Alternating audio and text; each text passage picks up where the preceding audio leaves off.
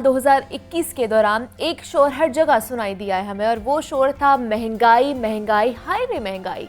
लेकिन एक जानिब तो महंगाई का शोर था, लेकिन दूसरी तरफ शहरियों का नई गाड़ियां खरीदने पर भी जोर रहा है। एदाद-ओ-शुमार के मुताबिक रवा साल लाहौर समेत पंजाब में 80 अरब से जायद मालियत की गाड़ियां और दीगर व्हीकल्स रजिस्टर्ड कराए गए हैं, और मोटर ब्रांच को साल भर में 8 अरब से जायद की आमदनी भी हुई है। और लाहौर समेत पंजाब भर में 14,40,000 से जायद मोटरसाइकिलें, गाड़ियां और दीगर व्हीकल्स फरोख्त हुई हैं, जिनमें से 7 लाख से जायद जो गाड़ियां हैं वो शहर लाहौर में रजिस्टर्ड की गई हैं। और एक जानिब महंगाई का शोर है, और अक्सर कारोबारी अफराद इस बात का शिकवा करते हुए हमें नजर आते हैं कि जनाब कारोबार ही नहीं चल रहा है, लोगों की कुव्वतें खरीद नहीं रही है। लेकिन दूसरी जानिब हकाइक कुछ और ही बता रहे हैं। तो जनाब ये सारा मामला आखिर है क्या, इस पर आज हम बात करेंगे। हमारे साथ मौजूद हैं चेयरमैन है लाहौर कार डीलर्स फेडरेशन के शुएब खान साहब हैं, और नुमाइंदा लाहौर न्यूज़ राहील अली ने भी हमें ज्वाइन किया है। सर मैं आपको खुश आमदीद कहती हूँ जागो लाहौर में, और राहील आपको भी खुश आमदीद कहती हूँ जागो लाहौर में। सर आपसे ही स्टार्ट करूँगी कि जो हमारी गवर्नमेंट है उसने आइंदा 5 साल जो पॉलिसी है, ऑटो पॉलिसी, वो जारी कर दी है, जिसमें जो छोटी गाड़ियाँ हैं, हाइब्रिड गाड़ियाँ और जो इलेक्ट्रिक कार्स हैं, उनके टैक्स में मराद दी गई हैं। तो आप लोग इससे मुतमईन हैं, इस पॉलिसी से? असल में ना जो पॉलिसियाँ बना रहे हैं ना, हमारा जो है ना यही बड़ा मसला रहा है कि जो पॉलिसियाँ बनाते हैं वो ग्राउंड रूट्स पे उनका जो है ना वो किरदार ही कोई नहीं होता। अच्छा। और ड्राइंग रूम में बैठ के पॉलिसियाँ बना लेते हैं। ठीक है। पहले तो आप मुझे बताएं कि छोटी हाइब्रिड जो है वो गाड़ी 650 सीसी हाइब्रिड तो आई नहीं है, ठीक है, 1800 सीसी से स्टार्ट होती है। ठीक है। जो इलेक्ट्रिक कार का ये बात कर रहे हैं वो भी ऊपर ही मतलब सस्ती गाड़ी नहीं है, महंगी गाड़ियाँ इस टाइम।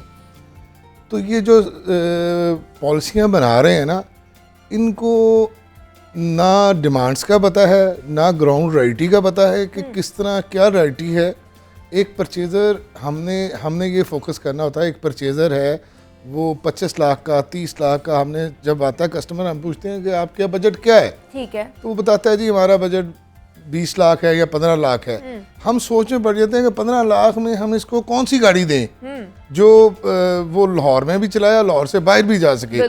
तो मुझे ये बताएं कि जिस पिकेंटो जैसी या जिसमें 650 सीसी या 800 सीसी या 1000 सीसी गाड़ियाँ लोकल 22-23 लाख रुपए से स्टार्ट होती हैं, तो उनको हम क्या फैसिलिटेट करेंगे कि आप 15-16 लाख की गाड़ी कौन सी लें? छकड़ा ही आएगा, गाड़ी तो नहीं आएगी। जो गाड़ी 25-26 लाख रुपए की होंडा होती थी, आज वो तकरीबन डबल हो गई हैं सारी गाड़ियाँ। तकरीबन 25 लाख रुपए की गाड़ी इस टाइम 45 लाख रुपए की हो गई, 20 लाख बढ़ गया है। तो ये जो बात कर रहे हैं ना कि ये बातों की ड्राइंग रूम की हद तक तो ठीक है, लेकिन ग्राउंड रियलिटी पे इसका अमल दखल ही कोई नहीं है। लेकिन गवर्नमेंट तो दावा करी, हमने मराद दी है जी, उनके दावे हैं ना। हाँ। हमें आए ना ऑन एयर हमारे पास बैठे ना, और हमें बताएं कि उन्होंने लीव कहाँ दिया हमें। यहाँ के प्राइसेस में दिया है। लोकल उन्होंने ये दावा करते हैं जी कि हम लोकल मैन्युफैक्चरिंग को जो है ना सपोर्ट कर रहे हैं। कौन सी लोकल मैन्युफैक्चरिंग? ये तो सारे फिटर्स हैं, मैन्युफैक्चर तो कोई भी नहीं है। होंडा वाला भी 80% माल बाहर से लेके आ रहा है, और ये 20% जो है ना इन्होंने जो इनके जो लेटर हैं जिन पे अप्रूवल मिली गाड़ी मैन्युफैक्चरिंग की, वो किसी ने पढ़े ना, गवर्नमेंट ने देखे हैं ना, किसी को वो दिखाते हैं। हाँ। उसमें ये था कि जनाब हम तकरीबन 20% जो है ना वो इधर माल बनाएंगे पाकिस्तान में। ठीक है। 6 साल या 7 साल बाद हम कंप्लीट टेक्नोलॉजी पाकिस्तान में लाएंगे। इंजन एक नट बोल्ट भी बाहर से नहीं लेगा, ताकि हमारा डॉलर बाहर ना जाए। हाँ। ठीक है। तो उस पे इन्होंने अमल दरामद नहीं किया। अभी तक 20-20 साल हो गए उन्हें गाड़ियां बनाते हुए, अभी तक उसी पॉलिसी पे अमल है। 20% वो इधर बना रहे हैं, 80% वो बाहर से इम्पोर्ट कर रहे हैं। वो भी इम्पोर्टर है, हम भी इम्पोर्टर हैं।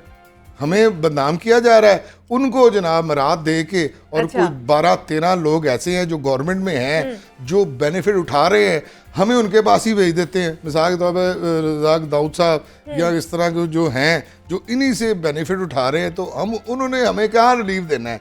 खान साहब की बड़ी अच्छी सोच थी, बड़ी अच्छी सोच लेके खान साहब आए थे। उन्होंने ये कहा था कि हम ग्राउंड रियलिटी पे डिस्कस करेंगे, बैठेंगे, उनकी प्रॉब्लम हम सुनेंगे, हमारी प्रॉब्लम वो सुनेंगे। ज़ाहिरी बात है गवर्नमेंट चलाने के लिए टैक्स भी ज़रूरी है, ज़ाहिरी बात है उनके भी राइट्स हैं, हमारे भी राइट्स हैं, आमने सामने ये बायर ऑन एयर बात करें ना, बात होगी। बिल्कुल ऐसे ही। राहिल, आप मुझे ग्राउंड रियलिटी के हवाले से बताइएगा। उन्होंने तो अपने सेंटिमेंट्स बता दिए कि क्या क्या उनके साथ हो रहा है, उनको मराद दी जा रही है, नहीं दी जा रही, लोगों के क्या सेंटिमेंट्स हैं इस ऑटो पॉलिसी के हवाले से? देखें मुनीबा, ऑटो पॉलिसी तो अब जारी हुई है, इसके जो असरात हैं वो तो आने वाले दिनों में सामने आएंगे। लेकिन जिस तरह शुएब खान साहब ने बताया, गाड़ियाँ महंगी हुई हैं, नो डाउट बहुत ज़्यादा महंगी हुई हैं, लेकिन उसी तरह खरीदार भी बहुत ज़्यादा हैं। बिल्कुल। पिछले साल 9 लाख गाड़ियाँ खरीदी गई थी, इस साल अब तक 14 लाख के करीब गाड़ियाँ खरीदी गई हैं। तो इसका मतलब है, और जिसे इमरान खान साहब कहते हैं कि मैशियत बेहतर हो रही है, वो भी ये दादोशुमार देते हैं ना, गाड़ियाँ मोटरसाइकिलें ज़्यादा खरीदी गई हैं। लेकिन इनकी बात एक बात में बहुत वज़न है शुएब खान साहब की, कि जो ऑटो पॉलिसी बनाई गई थी, जो मैन्युफैक्चरिंग गाड़ियों को कहा यह गया था कि आपने पाकिस्तान में असेंबल्ड करनी है तमाम गाड़ियाँ। अब आप ये देखेंगे कि जो गाड़ियों की कीमतें बढ़ी, उसकी वजह क्या है कि वो इंपोर्ट हो रहा है सारा, उनका इंजन समेत हर चीज़। तो डॉलर आपका महंगा हुआ है, आपकी गाड़ियाँ इन्होंने ऑटोमेटिकली महंगी कर दी, डबल कीमत कर दी।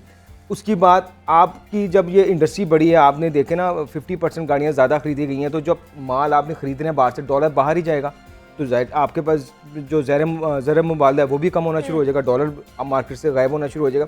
तो इस पे पॉलिसी पे गवर्नमेंट ने अभी तक अमल दरामद नहीं किया, जो ये बहुत खौफनाक बात है। और ये ऑटो पॉलिसी में आप ये कह लें कि जो चंद कंपनियां जो हैं जिनकी मोनोपोली है, वो नहीं चाहती कि ये चीज़ें बेहतर हों। अगर ये चीज़ें पाकिस्तान में बेहतर होने लग जाएँ तो गाड़ियाँ ना सिर्फ सस्ती हो जाएंगी, बल्कि आम आदमी भी जो है वो उसे ख़रीद सकेगा। जिस तरह अब आप ये देखें, अच्छी गाड़ी 20-22-25 लाख से कम की नहीं है, अगर आप नई भी लें, मुख्तलिफ जो गाड़ियाँ आ रही हैं, और जो बड़ी लग्जरी गाड़ियाँ वो और ज़्यादा महंगी हो गई हैं, तो आम आदमी के लिए तो अब गाड़ी ख़रीदना मुमकिन नहीं रहा। तो अब जो गवर्नमेंट ने ऑटो पॉलिसी दी है, इसमें उन्होंने जो टैक्सेस में कमी की है, देखना ये है कि इसका रिलीफ कीमतों में किस हद तक पड़ता है। कीमतें कम होती हैं, नहीं होती हैं, वो फिर चंद मोनोपोली के जो लोग हैं वो इसका फायदा उठा लेते हैं, और आम आदमी या आम डीलर जो है उसको कोई फायदा नहीं पहुंचेगा। ये तो अब आने वाले दिनों में चीजें सामने आई। और दूसरा सर, जैसे आप लोगों का कारोबार तो बड़ा अच्छा चल रहा है इस वक्त गाड़ियों के हवाले से, लेकिन कल जो मैंने बजट की बात हुई है, मुजव्वज़ा मैंने बजट आया है, तो उसमें 1.5 लाख से तकरीबन जो है ना गाड़ियों की कीमतें बढ़ेंगी, तो इससे कोई मुतासर होगा आप लोगों का कारोबार? क्या कहेंगे इस पर? पहले तो मैं आपको ये बताऊं कि आप जो बात कर रहे हैं, हमारा कारोबार अच्छा चल रहा है, ठीक है। हमें तकरीबन 3 साल हो गए हैं क्राइसिस में, ठीक है। तकरीबन 35% शोरूम बंद हो गए हैं, हिस्ट्री में ऐसा नहीं हुआ, ठीक है। जितना भी मंदा हो ना, तो सर्वाइव कर रहे थे हम। हमारी जो हमारी मामलात हैं कार के हवालों से, 3-4 किस्म के हम ब्रोकर्स हैं। एक है A+, जो बड़े बड़े टाइकॉन्स हैं जिनकी रावी या टोयोटा या इस तरह के हैं। फिर A-क्लास जो बड़े बड़े जो है डीलरशिप्स हैं, उस जो गवर्नमेंट को 200-300 गाड़ियाँ प्रोवाइड करते हैं। दूसरा A-क्लास जो आम जो है ना गाड़ियाँ बेचते हैं, ZX, प्राडो, क्रूजर। उसके बाद C-क्लास आई थी जो पुरानी गाड़ियाँ दोबारा लोगों को बेचते हैं। उसके बाद DCE भी आती है, अच्छा। फिर उसमें ये होता है कि पहले ये शोरूम था, एक बंदा चला रहा था, एक शोरूम चलाने का मतलब ये है कि तकरीबन 22 फैमिलियों को प्रोटेक्शन मिल रही है, रिस्क मिल रहा है 22 फैमिलियों को। उसमें का मालिक को भी मिल रहा है, उसमें जो मुलाजमीन हैं उनको भी मिल रहा है, उसके बाद उन मुलाजमीन के बीवी बच्चों को भी मिल रहा है, उसके बाद उसकी तवासत से जो वर्कशॉप में गाड़ी आती है उनको मिल रहा है, जो स्पेयर पार्ट्स खरीद रहे हैं उनको मिल रहा है। अब एक शोरूम का मतलब है 20-22 घराने वो रिज़्क कमा रहे हैं, ठीक है जी। अब ये अंदाज़ा करें कि एक बड़ा शोरूम देखते हैं आप, बड़ा लजिज शोरूम है, बड़ा ज़बरदस्त शोरूम है, उसके अंदरूनी मामलात को आपका नहीं पता, अंदर जाए तो पता चलता है कि जी ये 5 लाइनें थी, एक लाइन इतने हज़ार पर मंथ उन्होंने रेंट आउट कर दी हैं, क्योंकि खर्चे नहीं कर रहे। देखें महंगाई में मेरा ये मानना है कि महंगाई अगर जितनी भी हो जाए कोई मसला नहीं होता, इनकम आपकी होनी चाहिए। इंग्लैंड में अगर कोई चीज़ महंगी है, यूरोप में कोई चीज़ महंगी है, तो इनकम भी उसी हिसाब से है। आप इनकम को बेहतर कर लें, बिजनेस अपॉर्चुनिटियां दें। हम 17 किस्म के टैक्सेस देते हैं, लेकिन कोई बिजनेस अपॉर्चुनिटी नहीं देते। हम शोरूम बना के बैठे हुए हैं, इस तरह लग रहा है कि हम चोर बैठे हुए हैं। लोगों, हमें सारे एजुकेटेड पढ़े लिखे लोग हैं, इन्होंने जॉब्स नहीं दी। हमने कहा जो जॉब्स नहीं मिलती तो हम अपना बिजनेस स्टार्ट करें, अपने मदद आपके तहत हमने शोरूम खोले। हमने वो सारा सिस्टम समझा और उस पर वर्किंग की, और वो कर रहे हैं, और अल्हम्दुलिल्लाह अच्छे तरीके से कर रहे हैं।